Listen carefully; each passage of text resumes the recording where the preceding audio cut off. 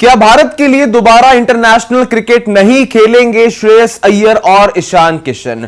क्योंकि श्रेयस अय्यर और ईशान किशन को लेकर आज एक ऐसी खबर सामने आ रही है जो शायद ये बात कह सकती है कि अब इन दोनों खिलाड़ियों के करियर के ऊपर एक बड़ी गाज गिर चुकी है। अब से कुछ देर पहले जहां पर टाइम्स ऑफ इंडिया ने यह रिपोर्ट किया है कि इन दोनों खिलाड़ियों से सेंट्रल कॉन्ट्रैक्ट छीना जा सकता है, तो इस वीडियो में हम आपको बताने वाले हैं श्रेयस अय्यर और ईशान किशन को लेकर ये सारी की सारी कहानी दरअसल में है क्या। श्रेयस अय्यर और ईशान किशन को अभी सेंट्रल कॉन्ट्रैक्ट के तहत कितने पैसे मिलते थे और क्या इन दोनों यंग खिलाड़ियों के लिए अब आईपीएल ज्यादा बड़ा हो चुका है इंटरनेशनल या डोमेस्टिक क्रिकेट से, इसके बारे में करेंगे सारी की सारी बातचीत इस वीडियो में। यह बात सबसे पहले शुरू होती है ईशान किशन से। भारत और साउथ अफ्रीका के बीच टेस्ट सीरीज से ईशान किशन ने अपना नाम वापस ले लिया। इसके बाद ईशान किशन को अफगानिस्तान और इंग्लैंड की टेस्ट सीरीज से ड्रॉप कर दिया गया था। ईशान किशन से जहां उम्मीद थी कि वो जाकर झारखंड के लिए रणजी के मैचेस खेलेंगे, ईशान किशन वहां बिल्कुल भी नजर नहीं आए। और उसके बाद जब अब ईशान किशन से पूछा गया कि आप क्यों नहीं खेल रहे हैं, तो रिपोर्टेडली ईशान किशन ने यह कहा है कि वो अपनी टेक्निक के ऊपर तैयारी कर रहे हैं।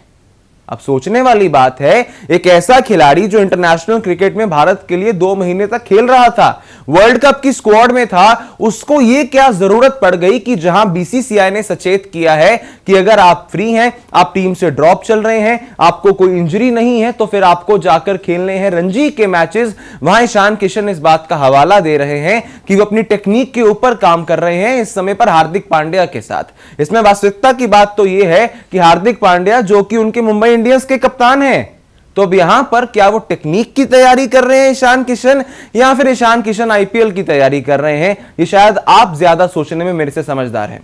इसके बाद दूसरा खिलाड़ी है श्रेयस अय्यर। श्रेयस अय्यर के ऊपर क्या अपडेट आता है? दूसरे टेस्ट के बाद कहा जाता है कि एक प्रिकॉशनरी मेजर के लिए श्रेयस अय्यर को बचे हुए 3 टेस्ट मैच से ड्रॉप किया जाता है। उसके बाद एनसीए से एक हेड नितिन पटेल जो है वहां पे फिटनेस हेड हैं, उन्होंने अपनी एक रिपोर्ट बीसीसीआई को ईमेल की। उस रिपोर्ट के अंदर उन्होंने लिख दिया कि श्रेयस अय्यर को इस समय पर किसी भी तरह की इंजरी नहीं है, वो बिल्कुल पूरी तरह से फिट हैं।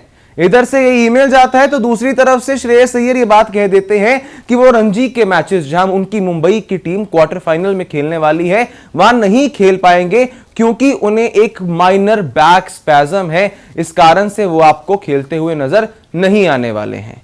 तो अब यहां पर श्रेयस अय्यर का ये बहाना आना, ईशान किशन की ये टिप्पणी आनी कि वो अपनी टेक्निक के ऊपर तैयारी कर रहे हैं, इसका फलसफा ये आ रहा है कि इन दोनों खिलाड़ियों को अपना सेंट्रल कॉन्ट्रैक्ट खोना पड़ सकता है। ये दोनों खिलाड़ी अब बीसीसीआई की सेंट्रल कॉन्ट्रैक्ट की लिस्ट से बाहर हो जाएंगे।